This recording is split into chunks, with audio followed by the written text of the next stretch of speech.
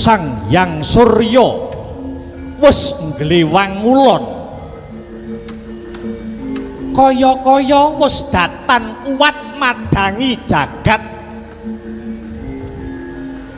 soroting srengenge surem dangu-dangu manjing surup sandyakala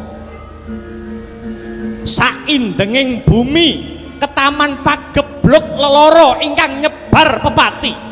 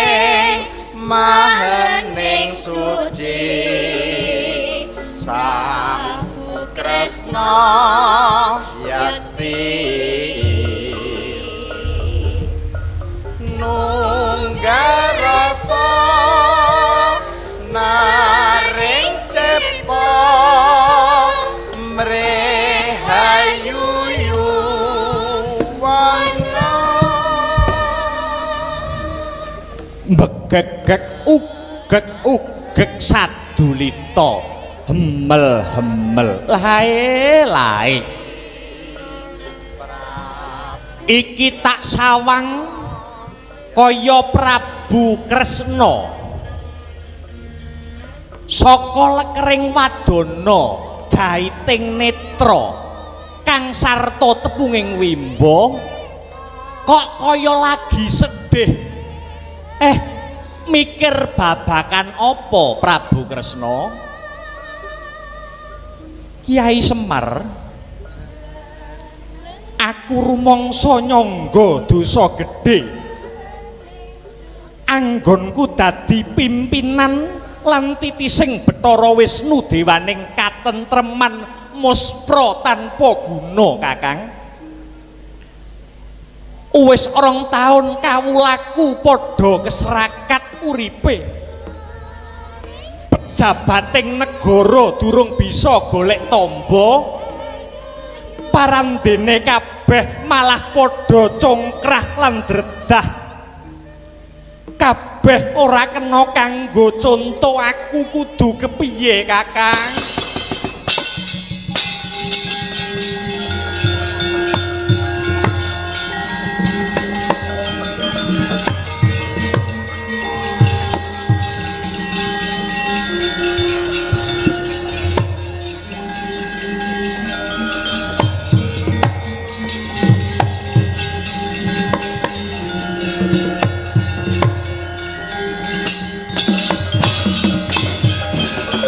Semareka den prayitna asmunira ririh eka balik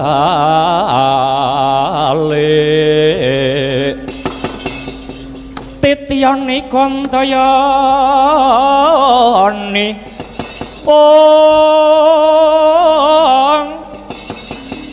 Trisunya purnama sasi gilar-gilar semedining tengahing latar gilar-gilar semedining tengahing latar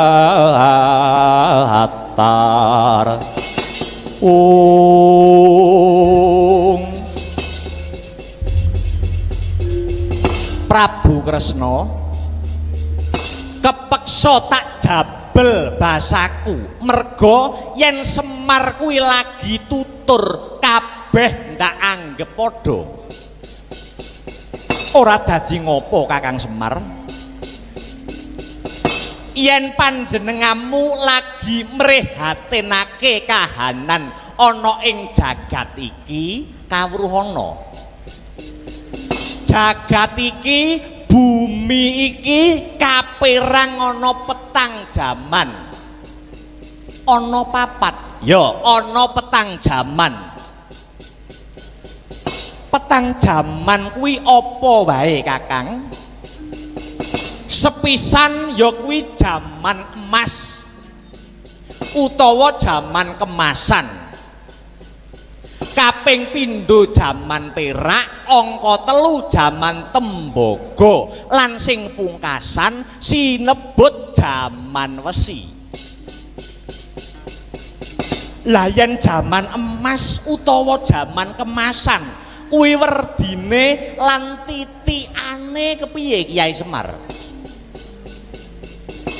Titikane jaman emas kuwi kasusilan isih utuh, tata krama isih jangkep,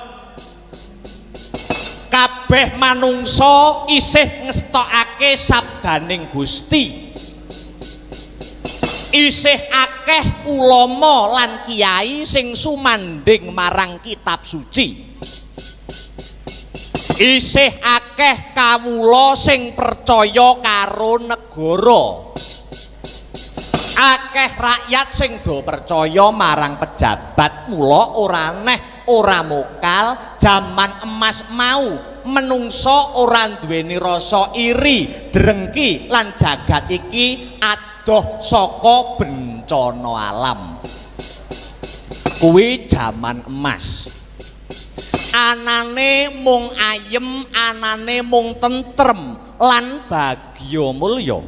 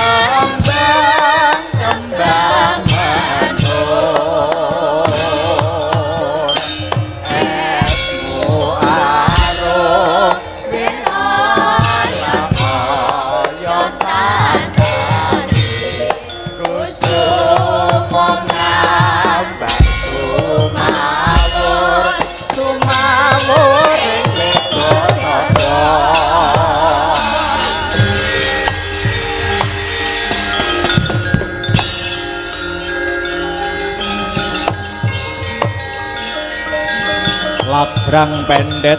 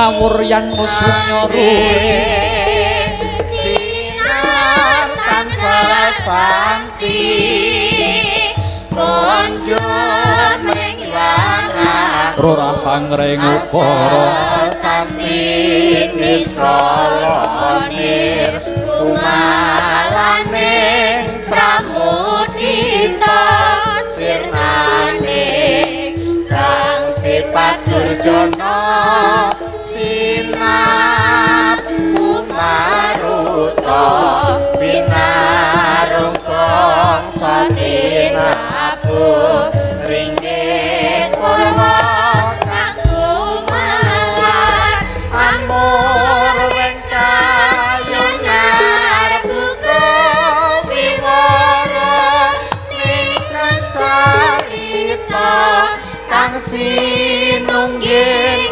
prawampita tinupit wangen budaya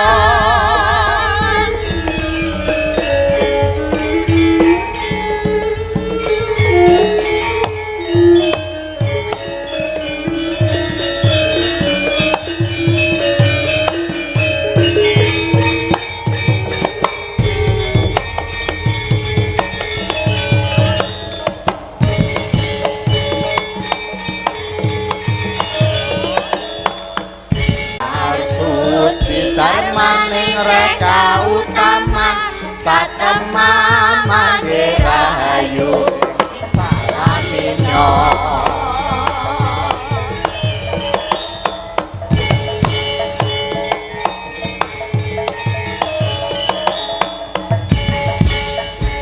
ampre dadya tapa palupin ayu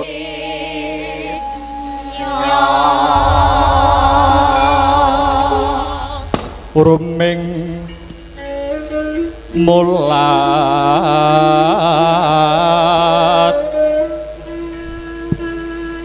ruming mulat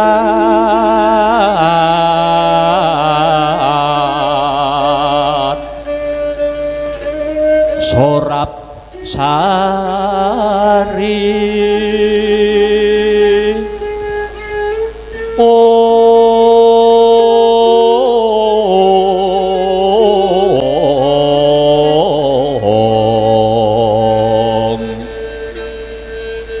ruming mulat sorap sari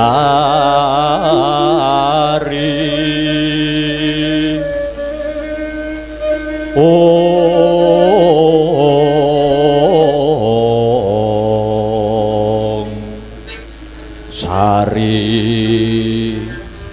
sari lir widodari nurun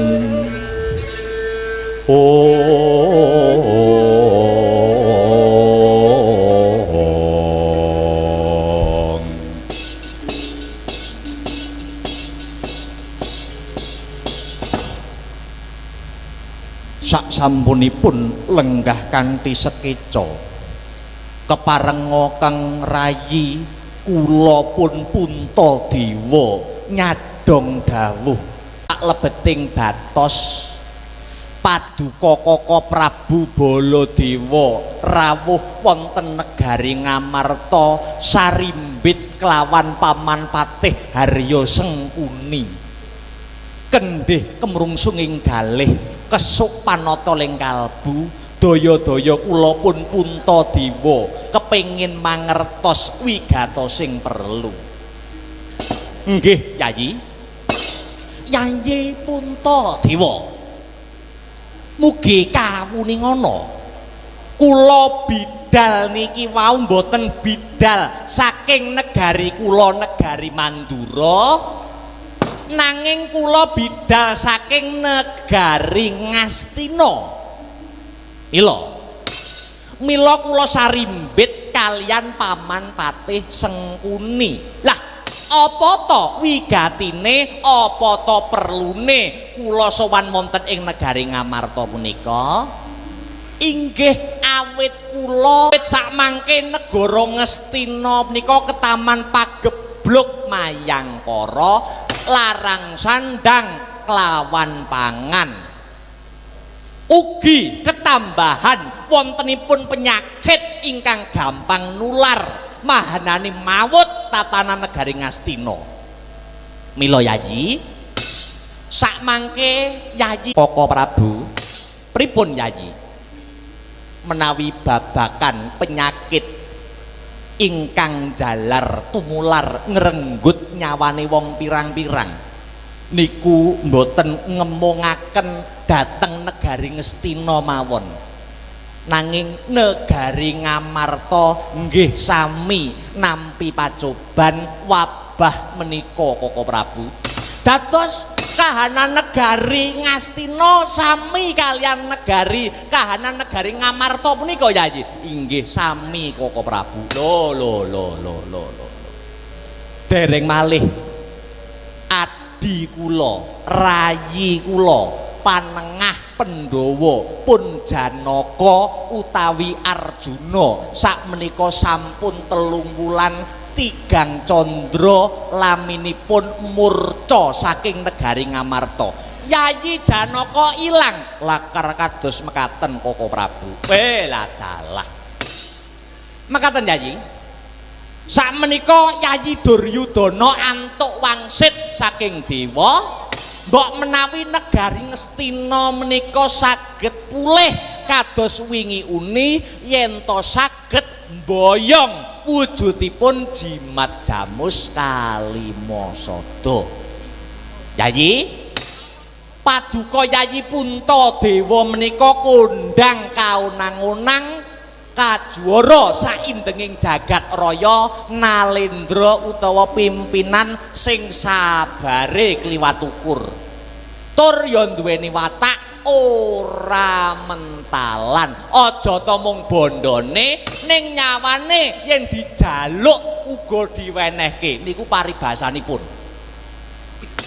Mila Yayi kula nyuwun kanthi mulunge ngati paduka Yayi Puntadewa kanthi slendro ingkang raos, slendro ingkang batos, boten ketang sewulan, boten ketang 2 wulan jimat Kalimasada badhe kula ampil wonten ing negari Ngastina minangka syarat pulih lan waluyaning kahanan negari Ngastina ingkang sakmangke ketaman wabah pagebluk. Yayi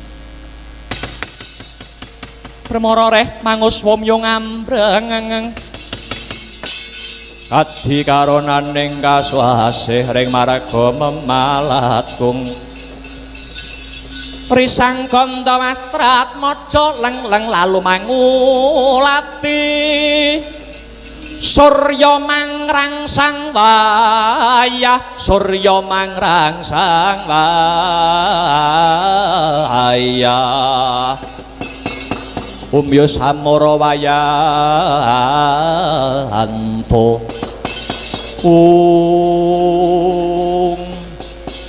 lah ing kono to wau lagi eca wawan sabda ing antaraning Prabu Baladewa lan Prabu Puntadewa kedadak gegering Jawi Sawanera Petruk lan Bagong gawe kagiat kang samya mulan.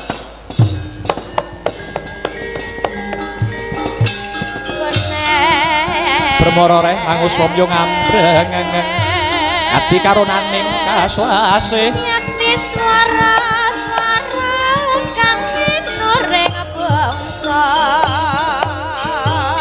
gone ning marga memalakung prisang kanta wastrat maca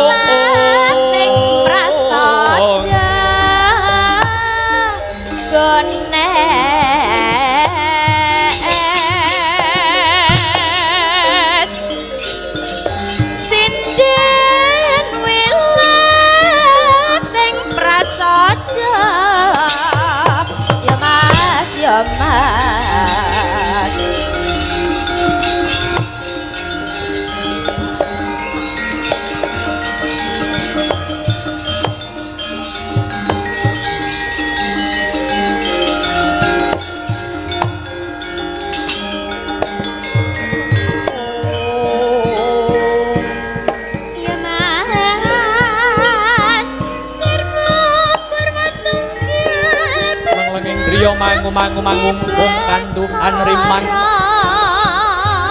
lerena tanpa kanyentan tulsa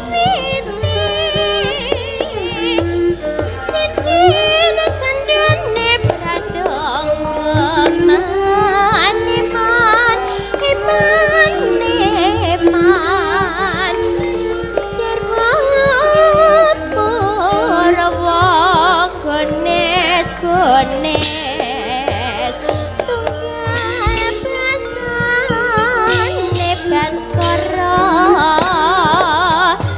gones hami witi sinden sandone pradangga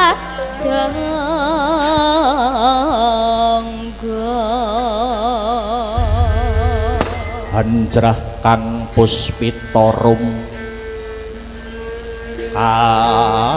kasiliring samirana mrek om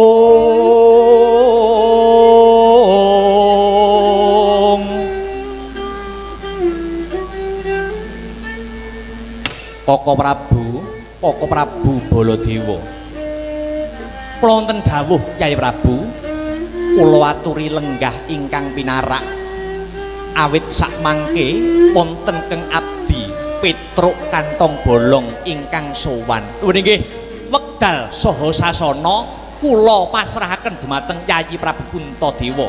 Anggenipun manembrama dumateng keng abdi Petruk kantong bolong. Nuwun inggih ngestokaken dawuh Koko Prabu. Petruk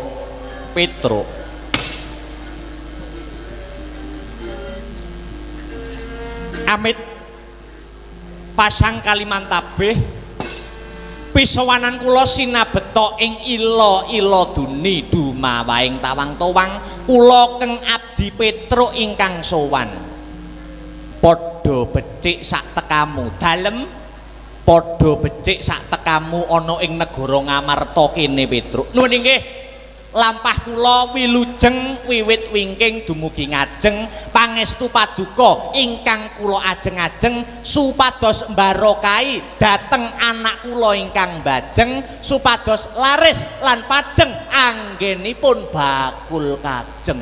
Lah niki nyuwun sewu menika Gong nun Bagong nun awake dhewe sowan ning negara Ngamarta. Wah, wis suwi ra rene ya, Truk. Ha iya, wis suwi. Biasane ben taun lho kene iki. Heeh. Barai tahun wingi iki ra mrene. Ha iya pas lagi anyar-anyare penyakit kok. Heeh. Lah iya. Elok tenan saiki, Truk. Apane? Kene pembangunane. Iya. Wah, mau awake dhewe lagi teko wis disuguh, Truk. Heeh. Disuguh mangan. Wah luar biasa negara Ngamarta kene luar biasa wis disuguh wedang disuguh mangan. Wah jan sing nyuguh kene sapa sing nyuguh kene OSIS negara Ngamarta. OSIS negara Ngamarta iki nyapa? Wah jan OSIS kene iki cepet-cepet Truk. Apa ya OSIS kene iki lho OSIS kene iki jan cepet cepat tanggap Trengginas. Kok iso? Aja keplok sik. Mergane cepet apa? Saking cepete mau nyuguh aku wedange rong tak ombe wis dibalekne kok. Ngawur ae kok. Ya dijoli sing luwih anget ngono kuwi. Heeh, lah iya. Petruk dalem sinuwun. Ana parigawe apa kowe teka ngabyantara negara Ngamarta kene? Ngaten nggih sinuwun ngaten. Kula wau ditimbali Bapak Kyai Semar. Iya. Truk Reneo, Bapak ngaten. Ana apa to, Pak? Kula ngaten. Bapak ngendika, kowe dina iki tak kongkon mara ning negara Ngamarta ya, Truk.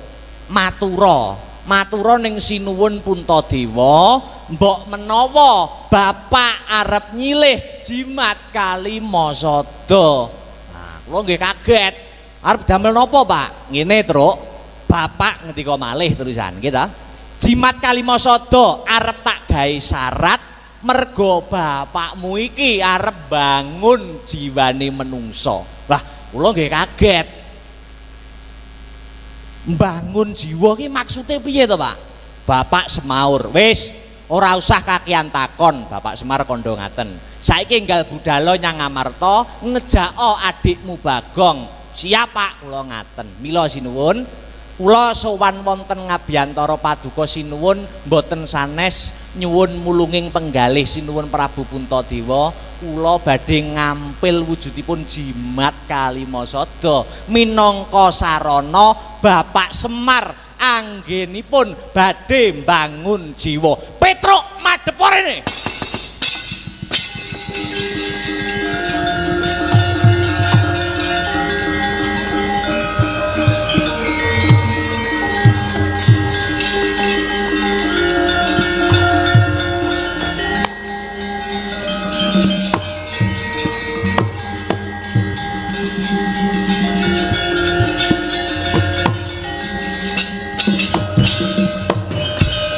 Semangka hangkro sesumbar lindu bumi gunjing gumaluduk guntur getuk umop kang joloni di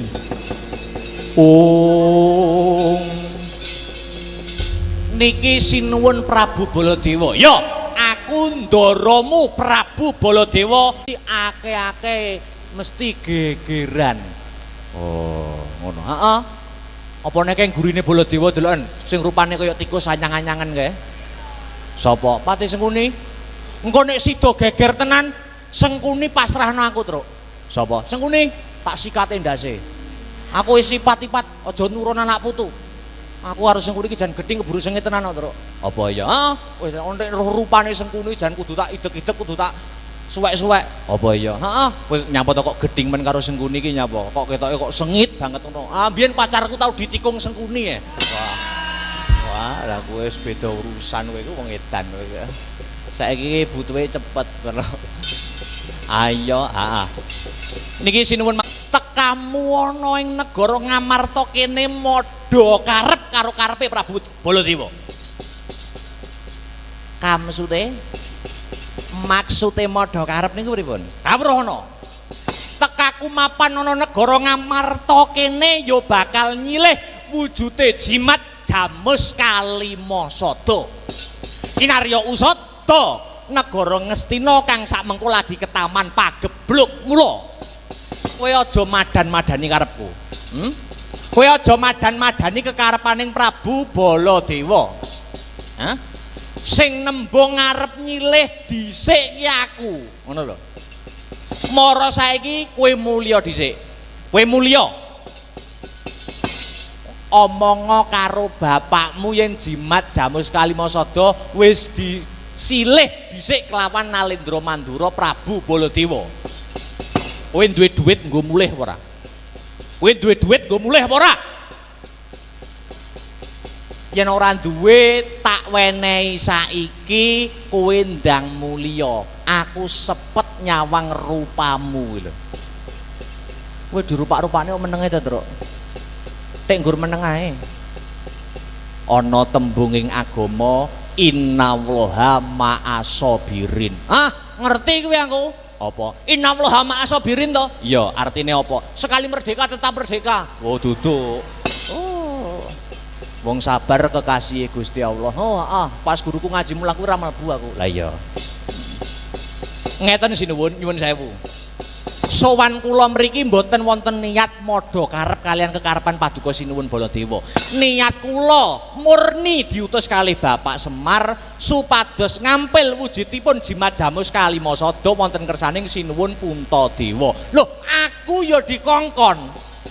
Aku dikongkon Yayi Duryudana Nalendra ing Ngastina mbarepe para Kurawa. Aku dikongkon nyilih jimat Jamus Kalimasada ana ing ngarsaning Yayi Prabu Puntadewa. Lah, rek ngoten pangkate sampeyan kalih kula niku sami, ngoten lho.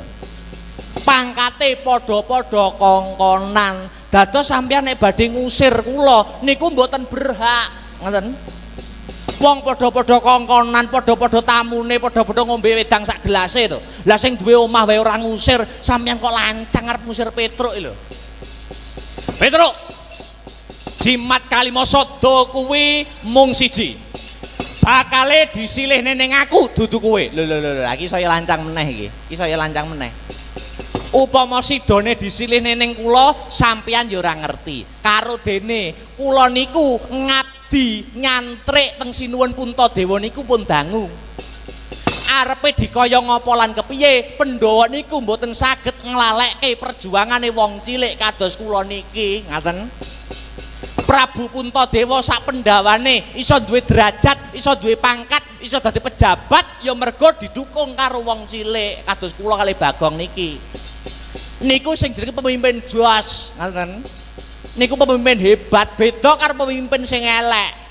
Sadurunge nyalon guayane nyedaki wong cilik wah nyuwak nyumbang kono nyumbang kene nyumbang kono nyumbang kene ana masjid disumbang ning bareng wis dadi pimpinan lali karo wong cilik bandane rakyat dikorupsi niku jenenge pejabat sing kepanjingane iblis niku. Tonyo cangkeme terus sabar. Wis ben aku wae sing muni. Heeh, aku wis ra kuat wis gatel tanganku. Ya, sabar. Punta, sedaya niku kari ngenteni keputusane Sinuwun Puntadewa. Upama Sinuwun Puntadewa sidane nyilihke jimat Kalimasada teng jenengan, kula sing ngalah, ya ta? Upami jimat Kalimasada disilihke teng Petruk, sampeyan ya kudu nglenggono, sampeyan ya kudu ngalah, ngoten lho. Ora iso. Kowe kudu minggat tekan kene, mboten purun. Minggat, mboten. Lho, kowe ora manut karo omongane Pak wani karo aku. Lho, kepeksane kula nggih wani kali jenengan. Arep dikaya ngapa lan kepiye laire dhisik Petruk tinimbang jenengan. Sampeyan niku jamane isih cilik sing momong sing ngedusi kula lho. Bareng saiki dadi wong kondang kok sewenang-wenang karo wong cilik lho. Hah? Matane ora. Lho, tegese kowe wani karo Prabu Baladewa, wani, kepeksane kula wani. Yen pancen kowe mangkono, patekan aji kesuwen truk sempuni tak sikate.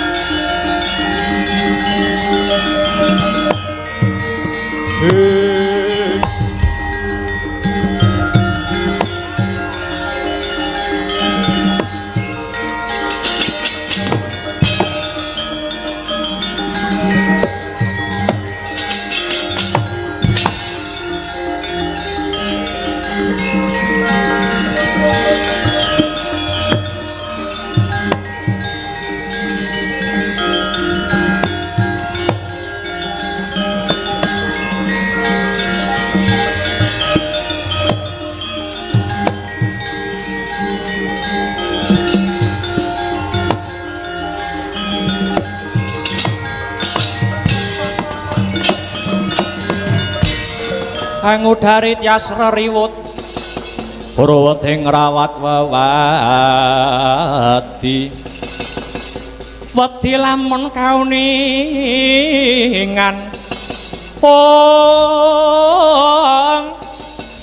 mring sang hambek ngumaladi tanwandi pinardi bloko kacurnan kang hambek juti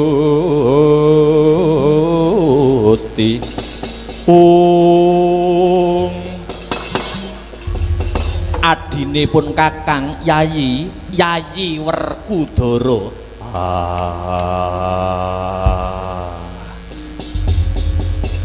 Puntadewa kakangku piye kahanane malah geger kaya ngene kepiye Yayi wabah penyakit kang nimbrung ana negara Ngamarta durung rampung ketambahan ilange Yayi Janaka ya durung ketemu kahanan negara Ngamarta malah ana gegere Koko Prabu Baladewa kelawan Petruk iki piye mungguhe Siadi Werkudara aja wasu melang Purba Wasesa pasrahna marang Werkudara. Werkudara kang bakal jumangkah, Werkudara kang bakal kumrembyah ngrampungi perkara iki. Iya Yayi, muga-muga enggal rampung perkara iki, duga-duga ginawa ngati-ngati aja nganti keri. Muga-muga negara Ngamarta enggal pinaringan sintrang samirana satemah bisa padhang jinglang kahanane Yayi. Sintrang samirana kentering waring tandikan puru ing parang tinukon ing manon tumapa ing lelakon. Sintrang samirana kentering waring tandikan puru ing parang tinuntun ing manon tumapa ing lelakon.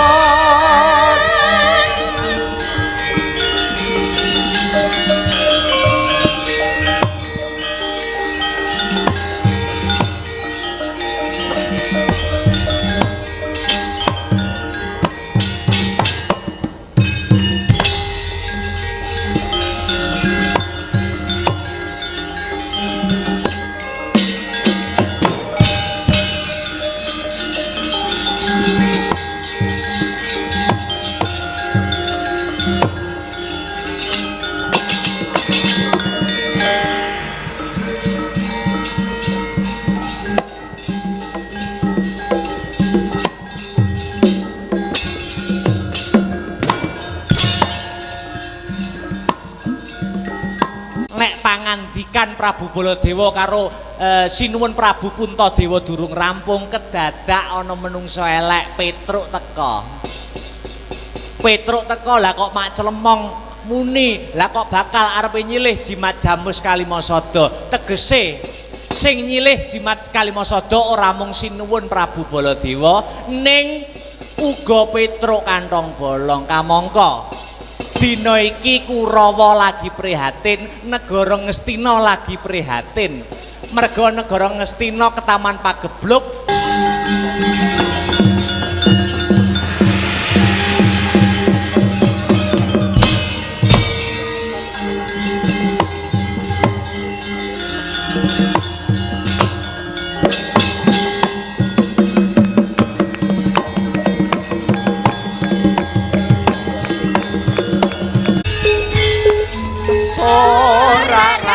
Rame kumurung kumrang gegetori bende beri bokso rambut kaya mantuan dekat kami.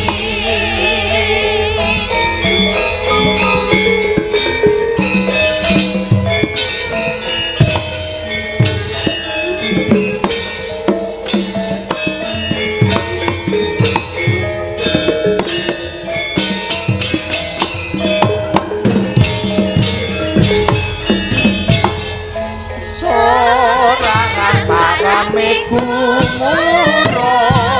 kumrang gegetori bende beri bokso rambut kaya mantuan dekat kami.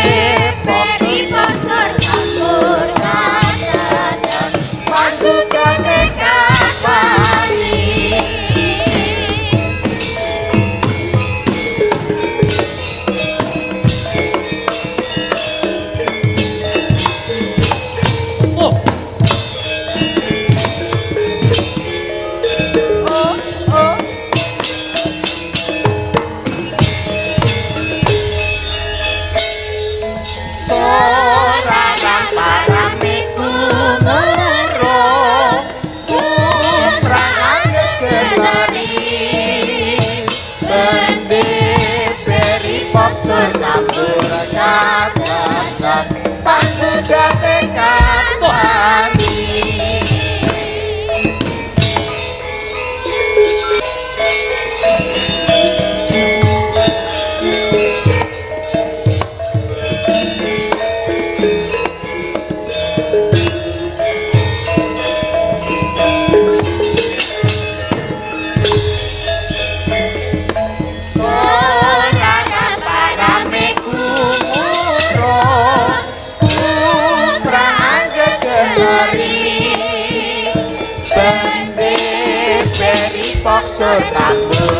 Prajurit Kurawa budal dene iki.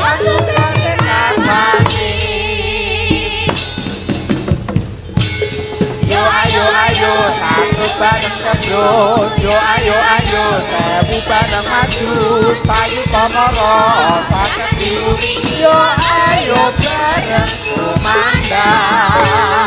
Ya. Yo.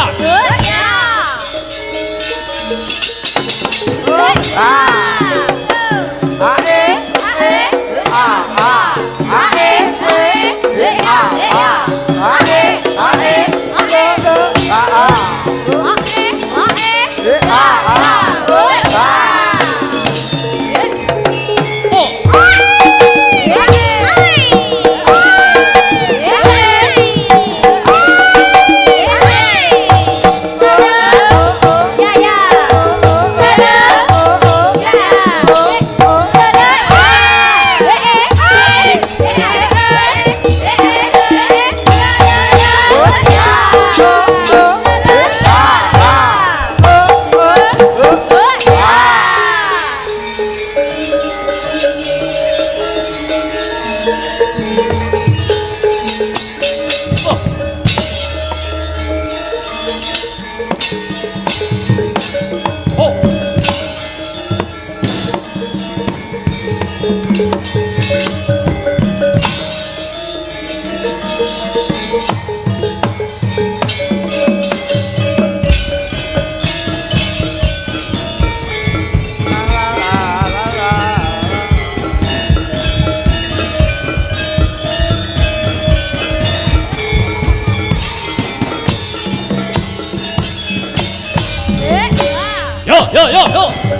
Ya.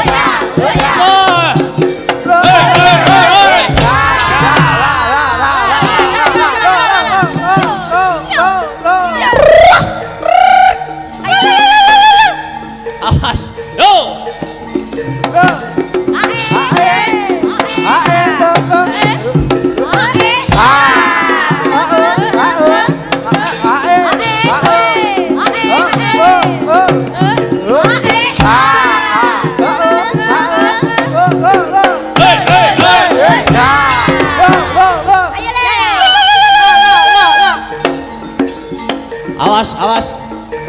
Stop.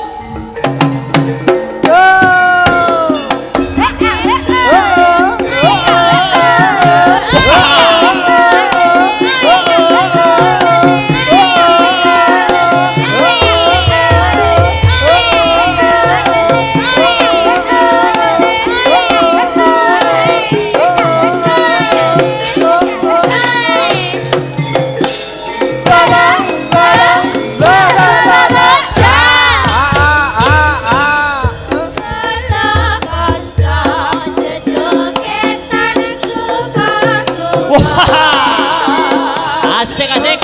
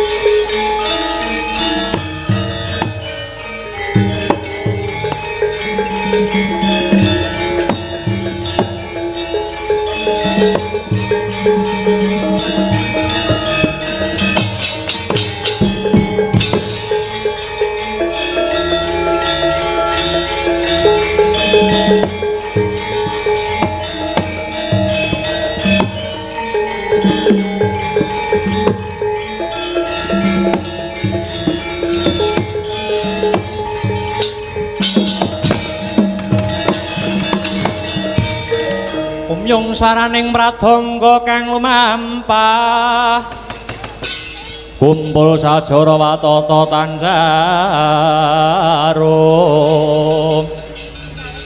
ong teni rama parna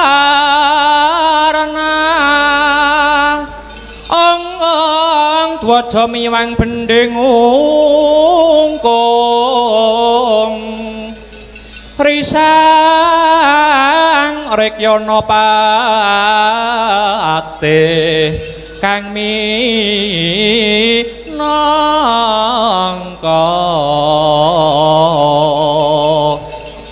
cucuk ing Prawadya Bala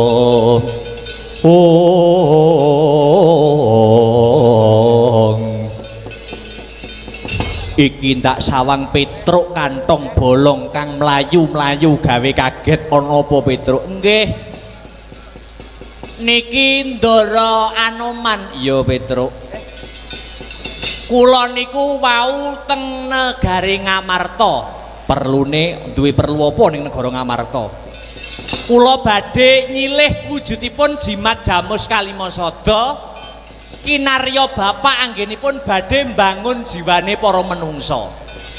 Lah terus dilalae teng mriku niku wonten Nalendra Mendura Prabu Baladewa. Prabu Baladewa nggih. Prabu Baladewa nggih badhe nyilih wujude jimat Kalimasada didamel kinarya pulihing negari Ngastina ingkang sakmangke nembe ketaman wabah utawi penyakit. Lah banjur Prabu Baladewa ngerti kula nggih badhe nyilih jimat Kalimasada. Prabu Baladewa nesu. Kula diunek-unekke entek amek kurang golek. Terus kowe wedi, kula wani. Kula waneni Prabu Baladewa. Lah nek wani nyapa kok mlayu-mlayu. Lah masalahe ngejak kanca. Nek ijen padha ijen ngono Petruk wani. Siji musuh siji Petruk wani ning masalahe Prabu Baladewa ngejak Kurawa komplit ngoten lho. Kurawa komplit nggawa gaman, nggawa senjata badhe nyekel Petruk. Kula pripun niki Ndara Anoman? Gandeng paduka menika sae kalian kula nyuwun pengayoman, kula nyuwun bantuan. Petruk aja kuwatir. Aja nganti slindro kang dadi rasamu. Anoman sing bakal paring bantuan marang Petruk. Nggih? Ya. Merga ana ing jaman Ramayana biyen Anoman wis dibantu kelawan bapakmu Kyai Semar. Mula dina iki genti aku males, aku sing ganti labuh utawa menehi bantuan marang bapakmu Kyai Semar. Ya kuwi kinarya mbangun jiwane para manungsa. Kurawa tak dadakane, kowe mundur Petruk. Nggih, matur nuwun sembah nuwun Rama Mandaya Pati. Hanoman malumpat sampun prapting witing naga sari.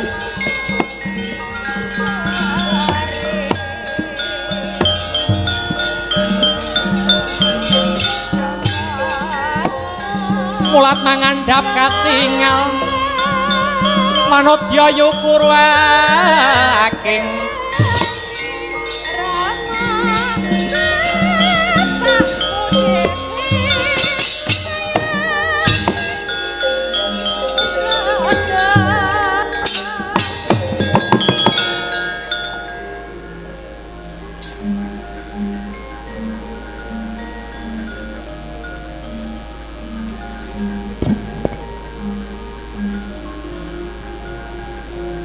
Adek.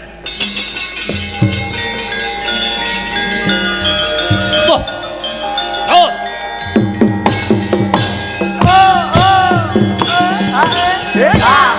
Hei, awas.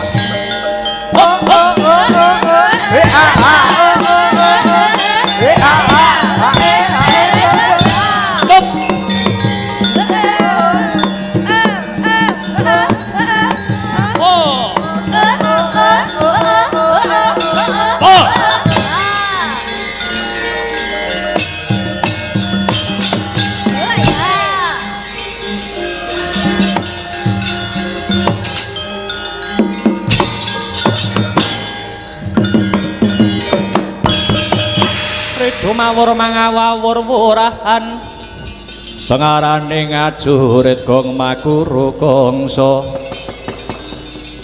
tetekaya butula wur pandriting turangga estimyang dwaja kang kengitir rekata ingkang dwaja lelayu sebit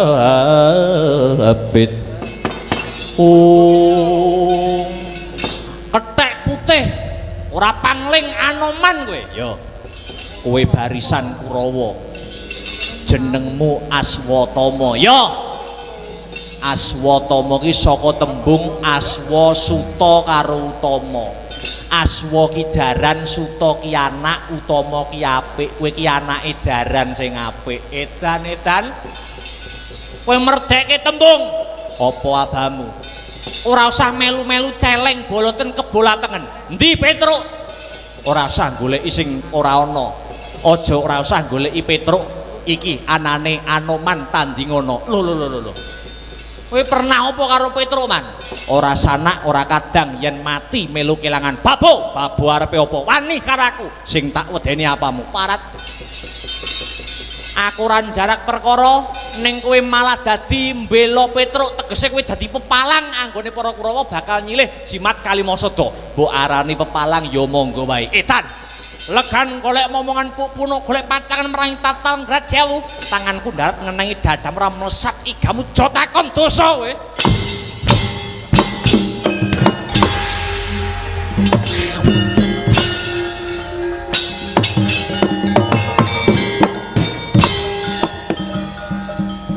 Edan nyekatan nyamber walang kowe.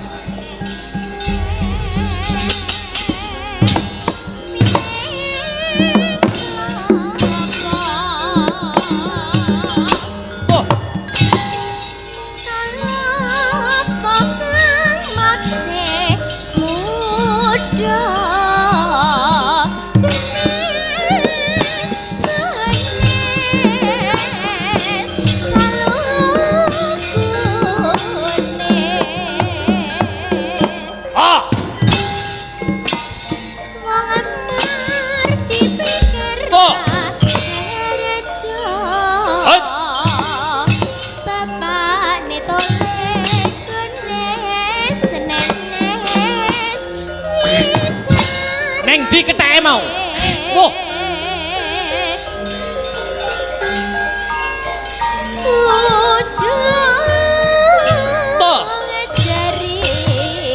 Mati nih. Putar kowe. Put. Centuske. Oh. Wait. Oh.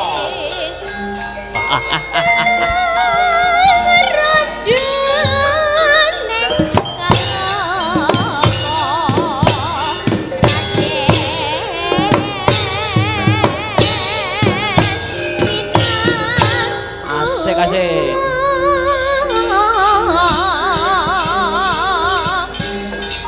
Winang kuasanya tidaknya usaha kenes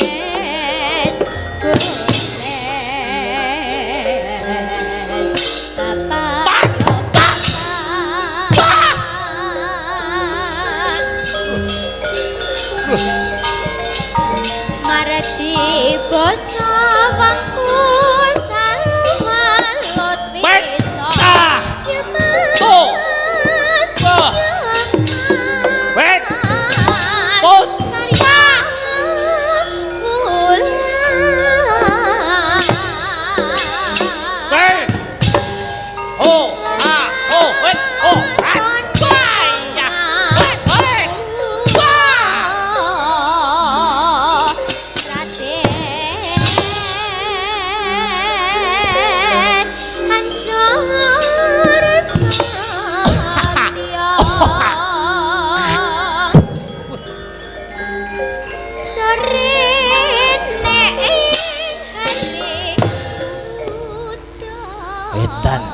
Wis sekti tenanan Anoman kowe.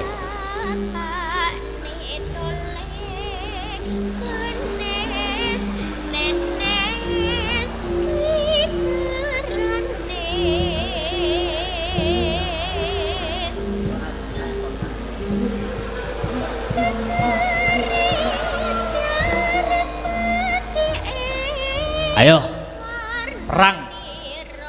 Golek keringet le. Ora mung dolanan HP ngeslot golek skater le.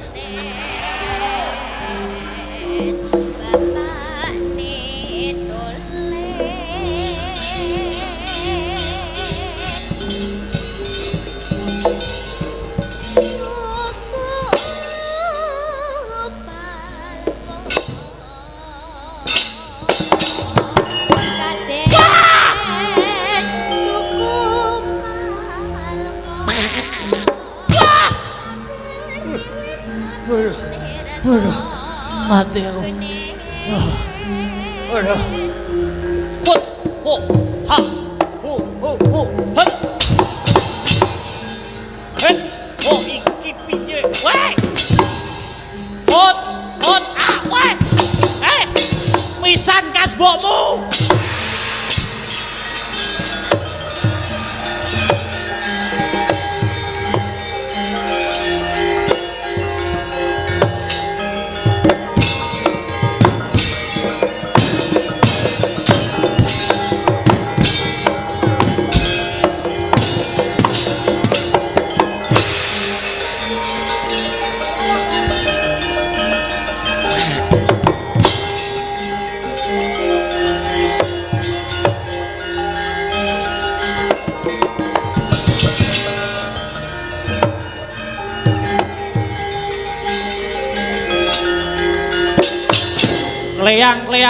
Kleang, balaku wah terpental jauh.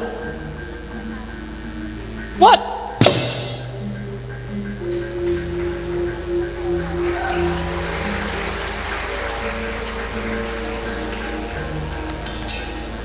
Coba le.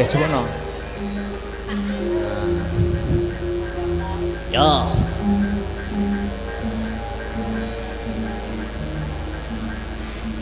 Ayo, ndi Anoman? Matane ning kene lho. Oh iya. Ora ketok man ya. Ayo. Wis wani karo aku. Wani, apamu sing tak udeni? Hop. Hop. Wah. Hop. Ha. Ho.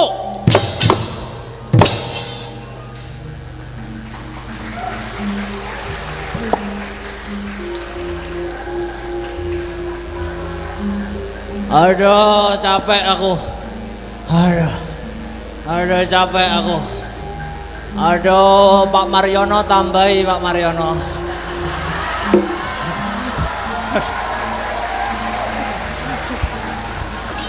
Hop.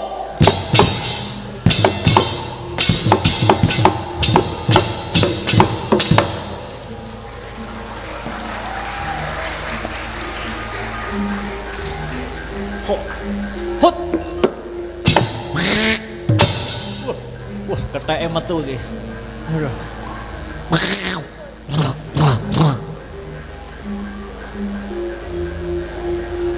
Hut. Hus. Awas, jurus Jet Li. Hut. Waduh.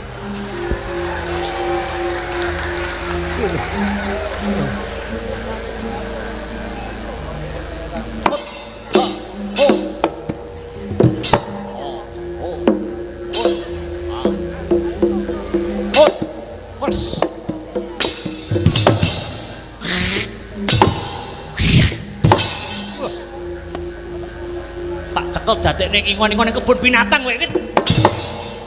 Wit. Angel menceklane yo. Hut. Hut.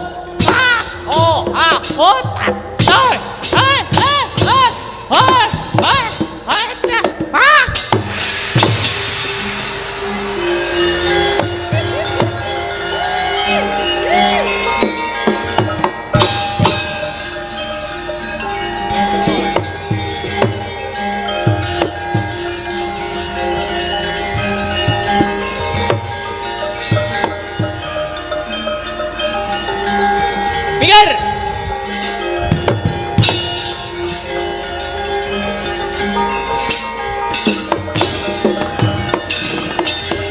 Abrabak seru kerabaranang geget waja mlintir gumbala sukal wijiling sabdo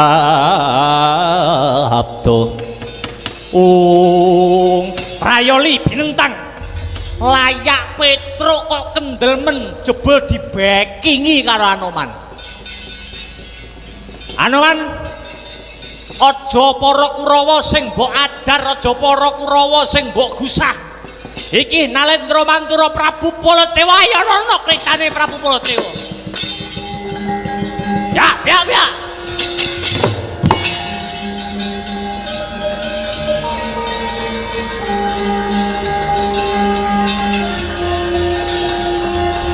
Mundur, Man.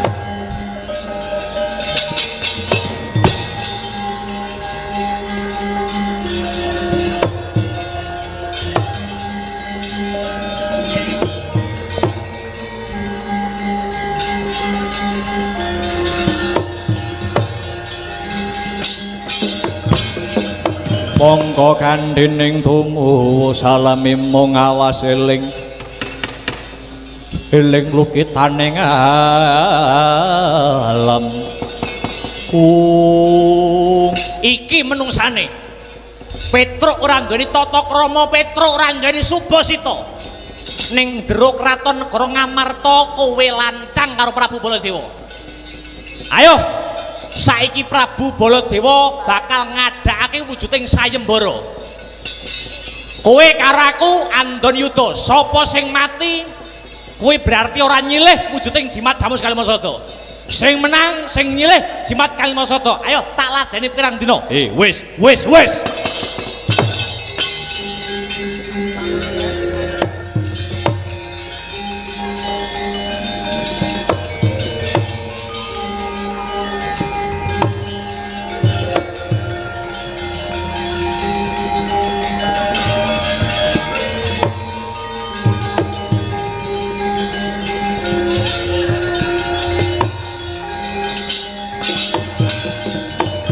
Ikra tandang risang bayu siwiri tunggul manembah anglir boyo kontap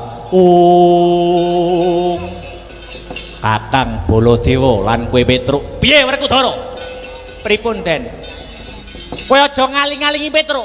Petruk tak patenane. Sing menang ya kuwi sing iso nyilih wujude Kalimasada. Wis, ora ana menang-menangan, ora ana kalah-kalahan. Niki prayogine pripun, Den? Lah jalukmu kepiye Werkudara? Ngene.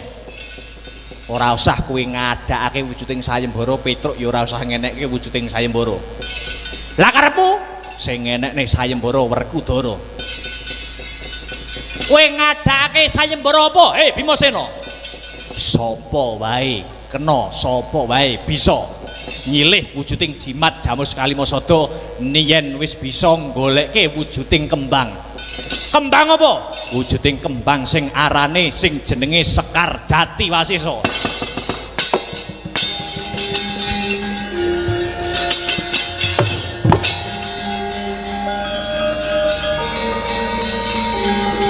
Nyuwun pamit, Den. Ya.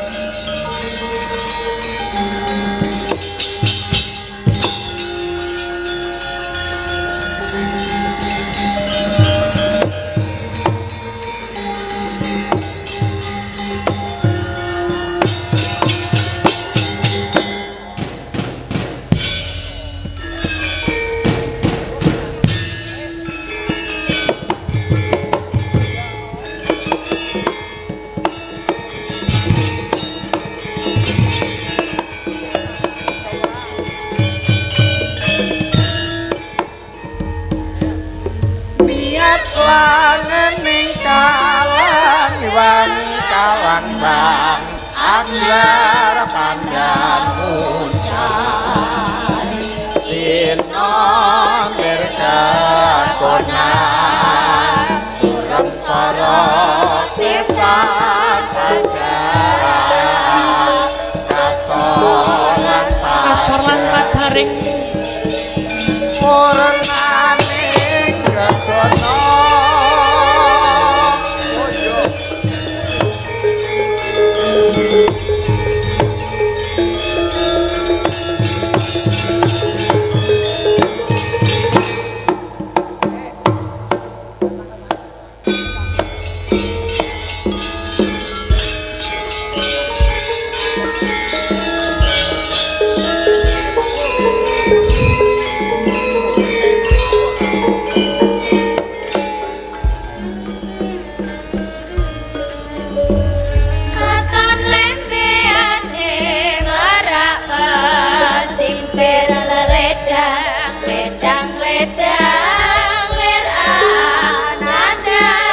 Nyempeng marang asa sondir cine